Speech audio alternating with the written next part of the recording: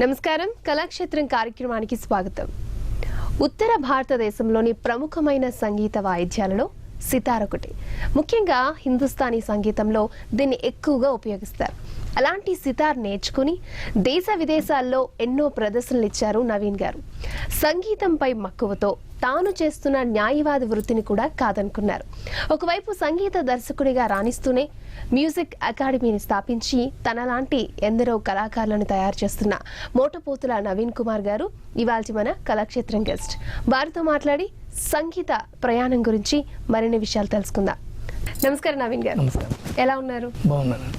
Okay అండి.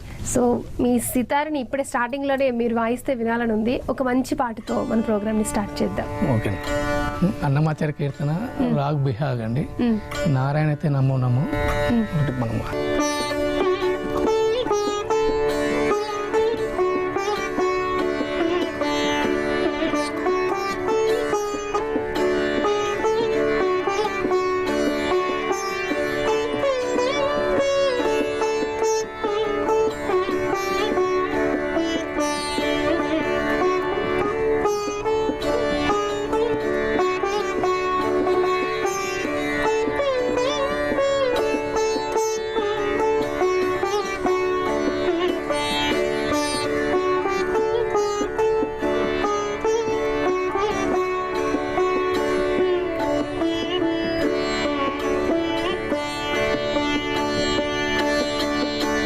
చాలా చాలా బాగుంది.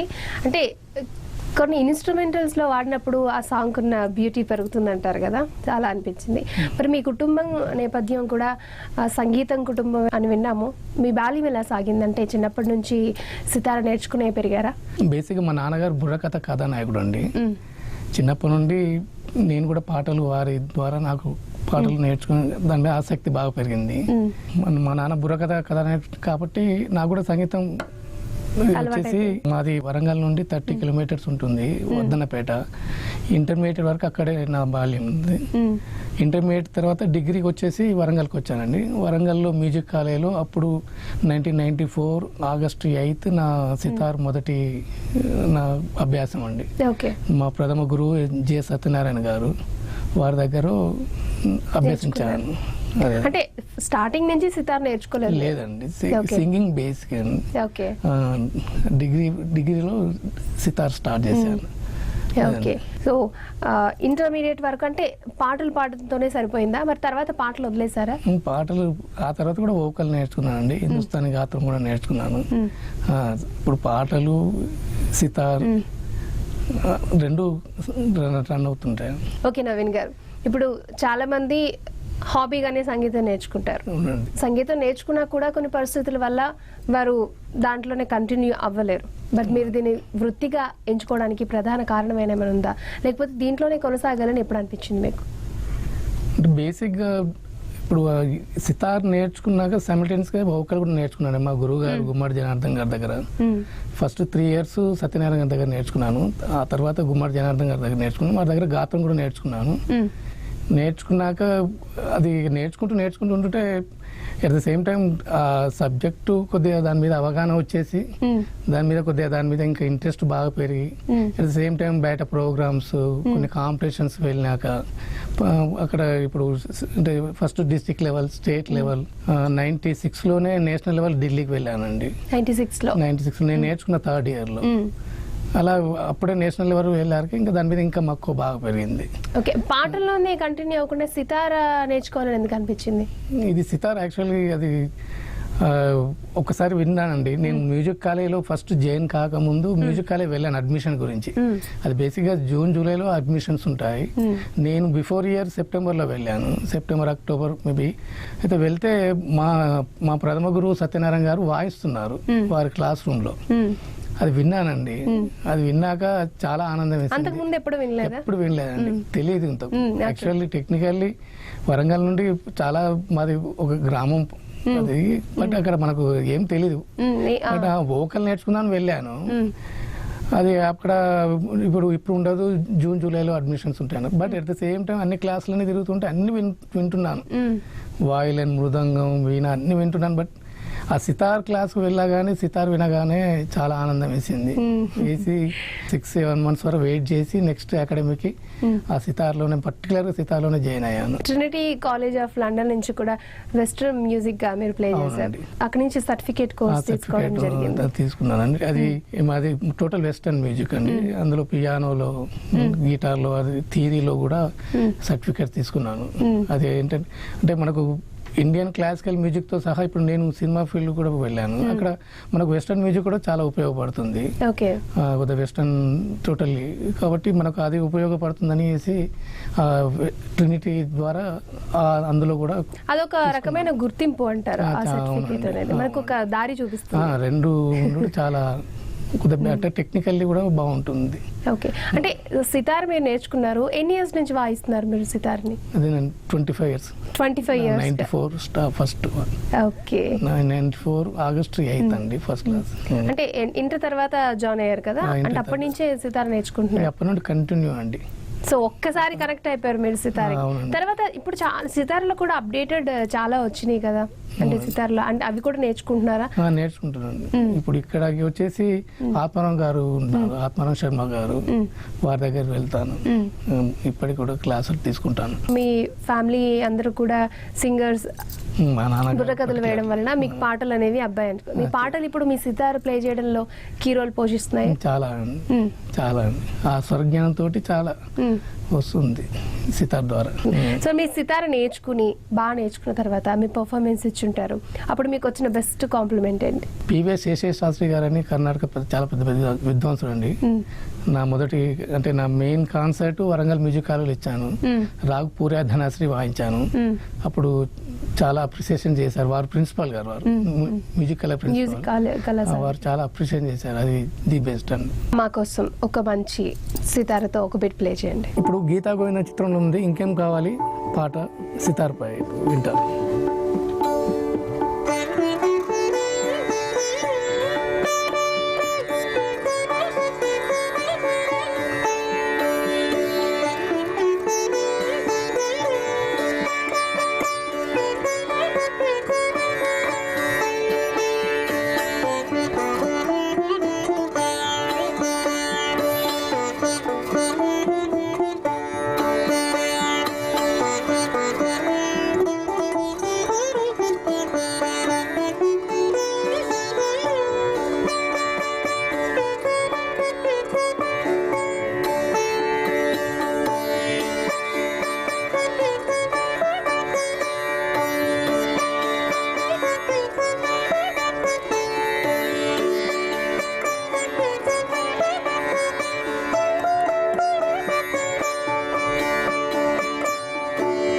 నవీన్ గారి మాటల్లో మరికొన్ని విషయాలు తెలుసుకోబోయే ముందు కళాక్షేత్రం కార్యక్రమంలో చిన్న విరామం తీసుకుందాం.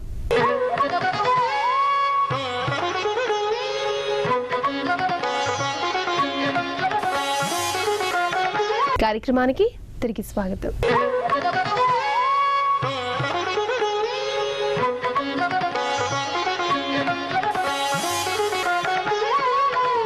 సిలబస్ అనేది కష్టంగా ఉంటుందా, లేకపోతే కొత్తగా నేర్చుకునే వాళ్ళకి ఎలా అనిపిస్తుంది? టెక్నికల్లీ ఇది కొద్దిగా హార్డ్ ఇన్స్ట్రుమెంట్ అండి. మనకు గవర్నమెంట్ పరంగా 20 రాగాస్ ఉంటాయండి ఫస్ట్ 4 years లో.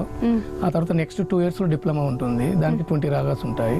అవి నేర్చుకుంటే మనకి డిప్లొమా వస్తుంది, 6 years డిప్లొమా ఇస్తారు. మరి వీణకి సితార్కి ఉన్న తేడా ఏంటంటారు? అంటే చూడడానికి రెండు ఒకేలా అనిపిస్తున్నాయి, అందుకని అడిగా. అది యాక్చువల్లీ వీణ వచ్చేసి మన సౌత్ మెయిన్ ఇన్స్ట్రుమెంట్ అండి. సితార్ వచ్చేసి నార్త్ ఇన్స్ట్రుమెంట్. ఇది హిందుస్థానీ బేస్డ్ అండి, హిందుస్థానీ మ్యూజిక్ బేస్డ్. అది కర్ణాటక మ్యూజిక్ బేస్డ్ అండి. కర్ణాటక రాగాస్ అందులో పలికిస్తారు, హిందుస్థాన్ రాగాస్ ఇందులో పలికిస్తారు. మీరు హిందుస్థానీలో వోకల్ కూడా నేర్చుకున్నానండి. సో దానికి కారణం అంటే అది ఎలా జరిగింది? గాత్రం ధర్మం ఉంది కాబట్టి సితార్ నేర్చుకున్నాక సితార్ ఫస్ట్ 4 years అయిపోగానే ఒక 1 year గ్యాప్ వస్తుంది. ఆ 1 year లో మా గురుగారి దగ్గరనే వోకల్ నేర్చుకున్నాను. అందులో కూడా డిప్లొమా 6 years డిప్లొమా చేశాను. ఇందులో 6 years డిప్లొమా చేశాను. మొదటిగా సినిమాల్లో ఎప్పుడు అవకాశం వచ్చింది? అంటే ఈ కాంపిటీషన్ దాంట్లో అవకాశం రావడం అనేది చాలా కష్టం. సో మీకు మొదటిగా ఎప్పుడు ఛాన్స్ వచ్చింది? 2007లో నాలో తొలిసారిగా ఒక సినిమా చేశాను. అది భాను గారు అని డైరెక్టర్ గారు అండి, వారు నాకు అవకాశం ఇచ్చారు. తర్వాత ఎన్ని సినిమాలకి వర్క్ చేస్తుంటారు? రీసెంట్ ఒక సినిమా చేశానండి, అది ఇప్పుడు అంటే ప్రొడక్షన్ లో ఉంది. ఓకే, అలాగే మీరు ఒక అకాడమీ కూడా స్థాపించి చాలా మంది విద్యార్థులకి ఎస్ఎన్ మ్యూజిక్ అకాడమీ అండి, అమీర్పేటలో చేశాను. లాస్ట్ 15 years రన్ అవుతుంది. ఓకే, 15 years నుంచి రన్ చేస్తున్నారు. 15 years రన్ అవుతుందండి. సో చాలా మందికి మీ సంస్థ ద్వారా అవార్డ్స్ కూడా ఇస్తున్నారంట. సో అవార్డ్స్ ఇవ్వాలని ఎందుకు అనిపించింది? అంటే మనం చాలా మంది పిల్లలకి సంగీతం నేర్పించడం వరకే మన పని అనుకుంటారు కదా, సో మీరు ప్రోత్సహించడానికి గల కారణం? అదే ఎస్ఎన్ మ్యూజిక్ అకాడమీ ద్వారా సంగీత అభ్యాసం చేస్తానండి. మనకు అంటే ఏదైనా ఒక సేవ చేయాలి కల్చరల్ పరంగా అనుకుని మా ఫ్రెండ్స్తో సంకీర్తన కల్చరల్ సొసైటీ ఒకటి 2012లో స్టార్ట్ చేశాను. స్టార్ట్ చేసి ఈ 7 yearsలో ఎవ్రీ ఇయర్ రవీంద్ర భారతిలో ప్రోగ్రామ్ చేసేసి కొన్ని ఇప్పుడు వివిధ సబ్జెక్ట్లో నిష్ణాతులైన పిలిచి వాళ్ళకు సంకీర్తన పురస్కారం అందజేయడం జరుగుతుంది. ప్లస్ చిన్న పిల్లలకు అందరికీ కొన్ని ఫ్రీ మ్యూజిక్ క్యాంపులు కూడా చేశాము. ఇప్పుడు మా గ్రామంలో హై స్కూల్లో 10th class 1st, 2nd, 3rd merit స్టూడెంట్స్కి నగదు బహుమతి చేశాము. రీసెంట్లీ మా వర్ధనపేటలోనే ఒక హై స్కూల్కి ఒక 20 fans కూడా బహుకరించాం సంకీర్తన ద్వారా. అలాగే మీ దగ్గర నేర్చుకున్న పిల్లలు ఎక్కడ పర్ఫార్మ్ చేసినా కూడా ది బెస్ట్ అనిపించుకుంటున్నారు కదా, ఒక గురువుగా మీకు ఏమనిపిస్తుంది? చాలా బాగుంటుందండి.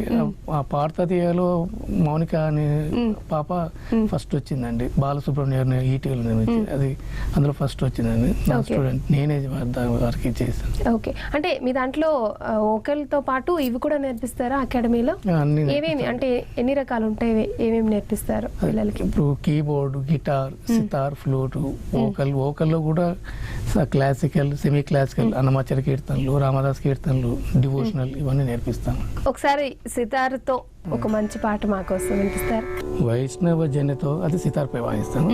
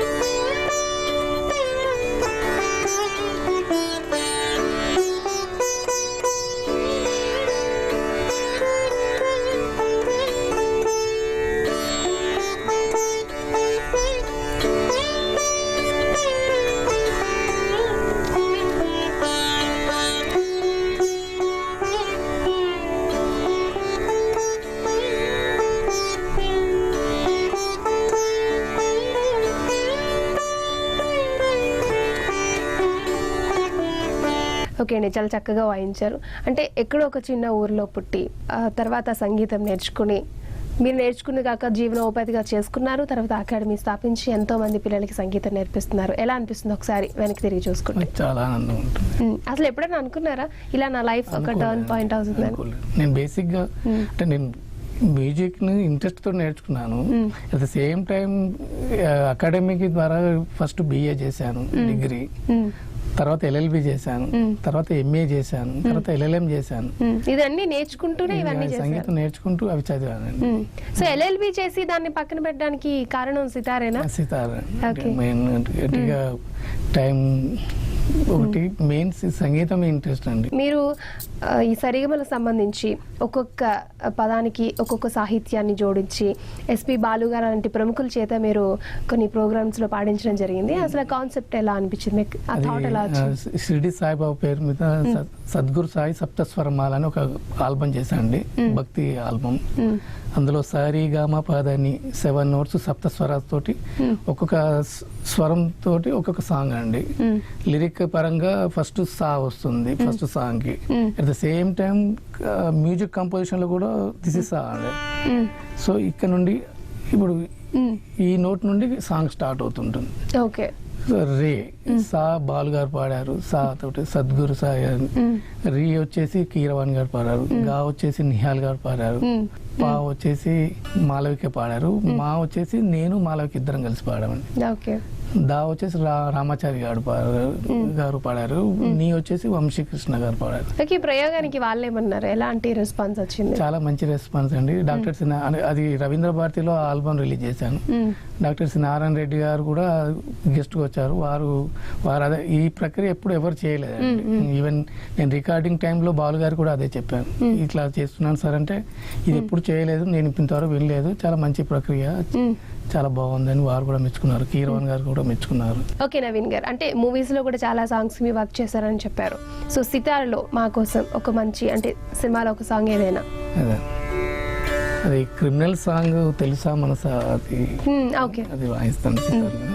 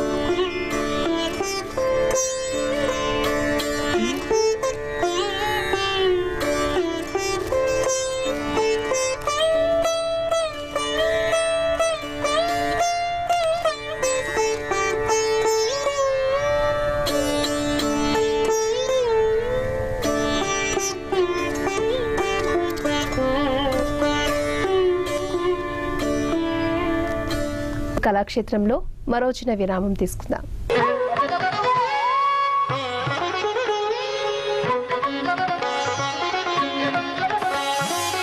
కార్యక్రమానికి తిరిగి స్వాగతం.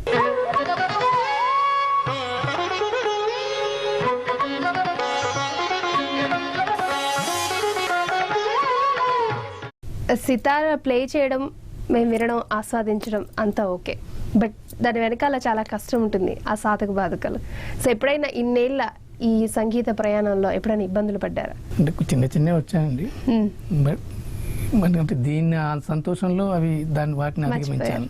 సితార్లో బాగా ప్లే చేసేవి అంటే ఎవరో ఒకరు మనం చూసి నేర్చుకుంటాం కదా, మీకు ఎవరు బాగా ఇష్టం అంటే సితార ప్లే చేసే వాళ్ళల్లో? రవిశంకర్ గారు ఎక్కువ రెగ్యులర్ గా వింటానండి. ఓకే, పండిట్ రవిశంకర్ గారు, నిఖిల్ బెనర్జీ, విలాయత్ ఖాన్, వీళ్ళు పెద్దవాళ్ళు, వాళ్ళు రెగ్యులర్ గా వింటాను.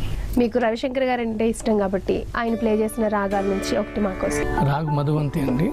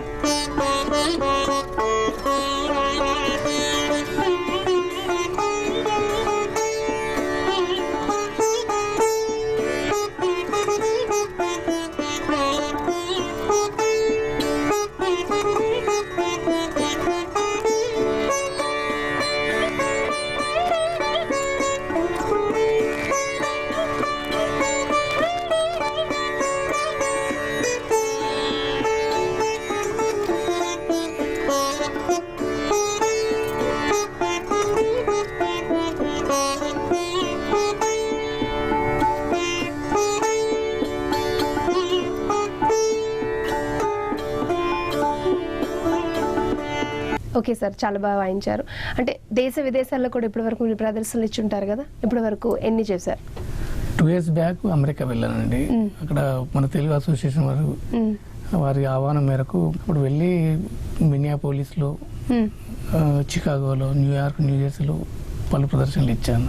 ఓకే, సో అక్కడ రెస్పాన్స్ ఎలా ఉంది తన తరపు నుంచి? చాలా బాగుంది. అక్కడ ఇండియన్ కల్చర్, ఇండియన్ ట్రెడిషనల్ చాలా బాగుంది. ఒకప్పుడు రాజులు ఉండేవారు, సంస్థానాలు ఉండేవి, వాళ్ళని పెంచి పోషించేవారు కళల్ని. ఇప్పుడు అలాంటిది కరువు అయింది. సో ఏదో వాళ్ళు బతుకు తెరుగు కోసం చేసుకుంటున్నారు, వాళ్ళు ఏదో వాయిస్తారు అన్నాక దీనిలో ఉంటారు కదా. సో అలాంటి వాళ్ళకి మీరు ఏం చెప్తారు? ప్రస్తుతం సాంస్కృతిక శాఖ ద్వారా కొన్ని అవకాశాలు ఇస్తున్నారండి. ఇంకా కొద్దిగా పెంచితే బాగుంటుంది. అంటే గతంలో పోలిస్తే ఇప్పటికీ ఇలా వాయిద్యాలు వాయించే వారికి ఎటువంటి ప్రోత్సాహం అందుతోంది? అంత గొప్పగా లేదండి. అంటే ఎటువంటి మార్పు వస్తే మంచిది అంటారు? అదేనండి, కళాకారుడికి ఎక్కువ అవకాశాలు ఇచ్చి వారిని కొద్దిగా ఎంకరేజ్మెంట్ గా చేస్తే బాగుంటుంది. సంగీతం మా టీచర్ పోస్టులు చాలా ఉన్నాయండి, వాటిని కూడా ఫిల్అప్ చేస్తే అలా కూడా ఉపాధి, సంగీతం నేర్చుకున్న వాళ్ళకి ఉపాధి వస్తుంది. అలా చాలా మ్యూజిక్ కళలో చాలా పోస్టులు ఉన్నాయి, అది కూడా కొద్దిగా వాళ్ళు దృష్టి పెడితే బాగుంటుంది. ఓకే, అలాగే ప్రతి ఇయర్ కూడా ఫలక్నుమా ప్యాలెస్ లో మీరు మర్చిపోయినా కూడా మిమ్మల్ని స్పెషల్ గా పిలిపించమని మీ పర్ఫార్మెన్స్ చేపిస్తూ ఉంటారు కదా. సో అది ఫస్ట్ టైం ఎప్పుడు ప్లే చేశారో, అది ఎలా కంటిన్యూ అవడానికి కారణం ఏంటంటే?